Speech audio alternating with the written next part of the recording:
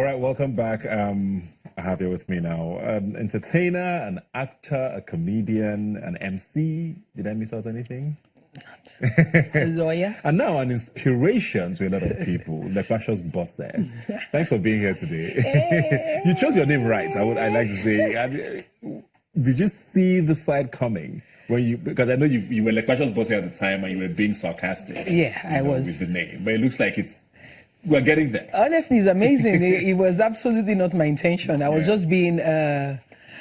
just thinking outside the box, and I was thinking everybody else seemed to call me Orobo or Fatty Bom Bom or something, and I was like, okay, why would you think that? What can't you see? You need to see inside, because inside actually I look like Genevieve Naji. Me and her, we are like twin sisters inside, but when did your weight loss journey start? That about 4.5 years ago. What was the trigger for you?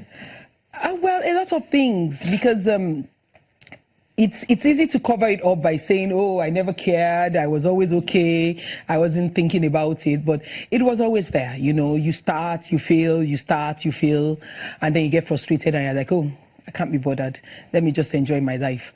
But after a while, it was becoming increasingly depressing. You just look in the mirror and do like what you see. You have a series of broken hearts and you nail it back to your weight, although the men keep telling you it has nothing to do with your weight, and then you have emotional breakdowns, you have to deal with the health issues, the constant tiredness, the weakness. And then I was in Namibia, and my nephew came to me when I was sleeping, and he was like, why are you breathing funny?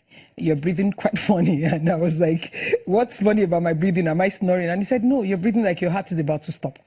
And I think that was actually the biggest turning point for me. I mean, when a 10-year-old tells you that, you're like, no. So what did you do exactly? Was it just all diet and exercise? Yeah, well, it was a lot of start and fail. You diet, you do exercises, you get frustrated, you stop again.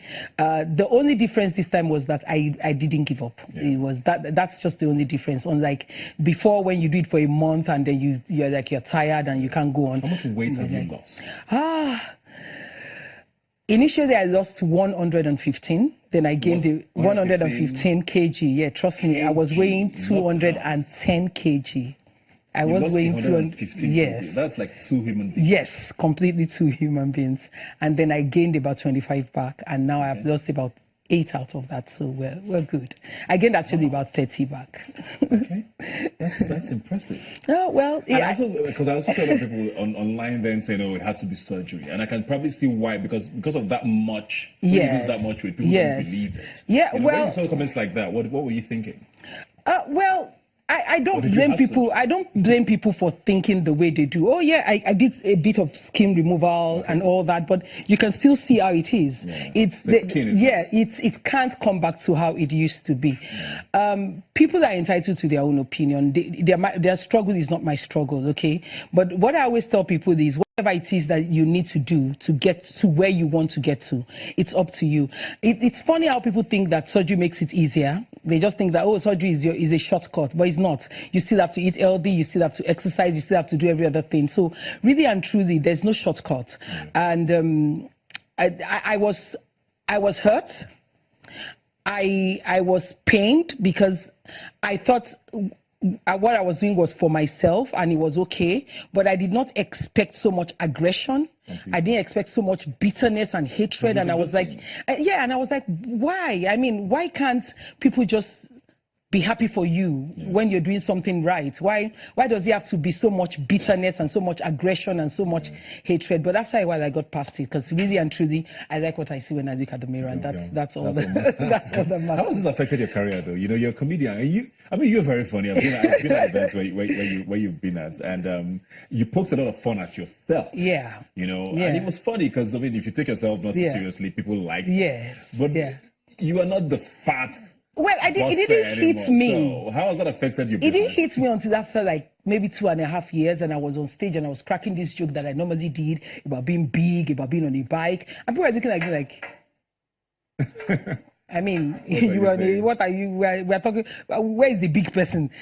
And so that was when it hit me that, oh, those jokes don't work no more. You're now Yeah, I tell people that I am still fat. I'm not confused about that. I am still fat. I'm not slim, and I would never be slim. But then I was not fat. I was obese.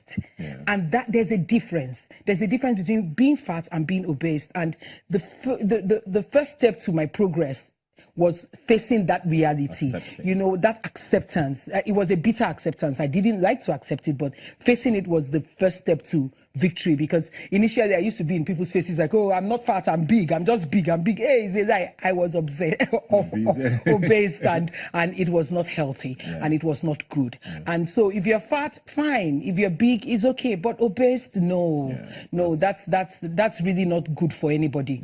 And that for me, if I have to take career over health, I will take health. But really and truly, it has not. You're funny. It has nothing to do with. I mean, I came here and we're bantering and we're laughing. I didn't say anything about being fat. So you can still get the funny out. The only good thing about being fat those days was that being fat is universal. You're in America, it's the same joke. You're in London, it's the same joke. You're in, anywhere you are in, it's the same joke, and people can relate. That was the only thing.